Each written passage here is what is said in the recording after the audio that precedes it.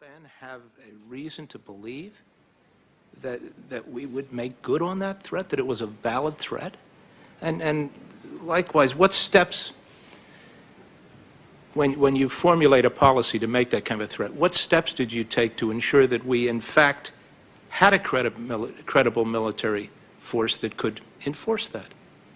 Well, first of all, as I said, President Clinton had ordered that lethal force be used. There were armed submarines in the Arabian Sea and a variety bombers on standby and ready to go, so that the orders were there. The President also asked for a variety of options from the Pentagon. In terms of special forces, a variety of, as far as I know, there was no option off the table, and that there were questions about the Pentagon saying that these were not viable. You will have Secretary Cohen here, and you can ask him these questions, but I do know that from the perspective of one of the members of the Principals Committee, I as Secretary of State, can assure you that the President asked for a variety of military options. And so I again think that you have to, from my perspective, the Pentagon did not come forward with viable options in response to what the President was asking for.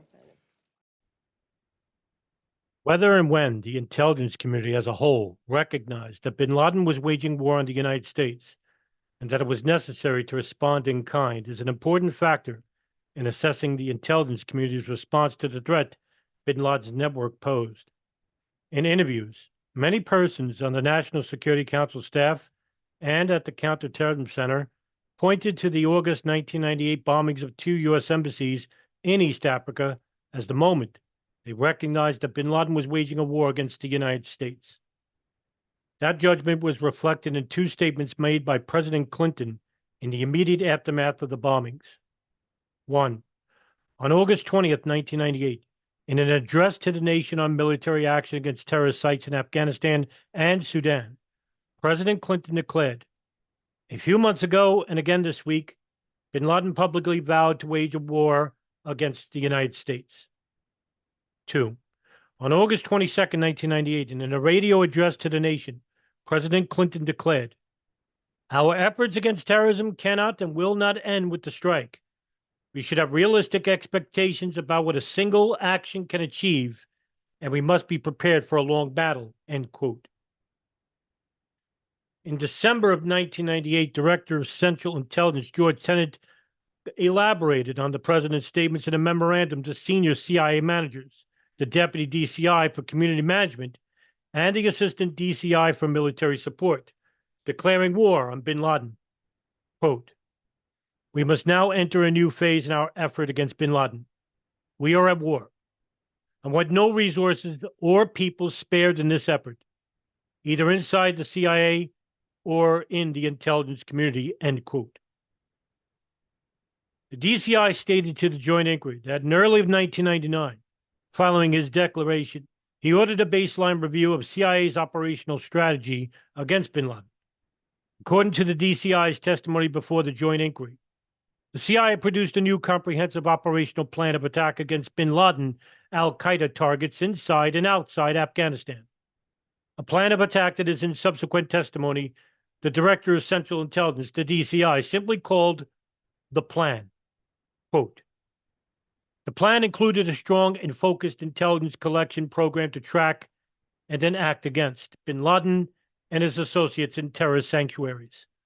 It was a blend of aggressive human source collection, both unilateral and with foreign partners, and enhanced technical collection. To execute the plan, Counterterrorism Center developed a program to select and train the right officers and put them in the right places. We moved talented and experienced operations officers into the Counterterrorism Center. We also initiated a nationwide program to identify, vet, and hire qualified personnel for counterterrorist assignments in hostile environments. We sought native fluency in the languages of the Middle East and South Asia, combined with policy, military, business, technical, or academic experience.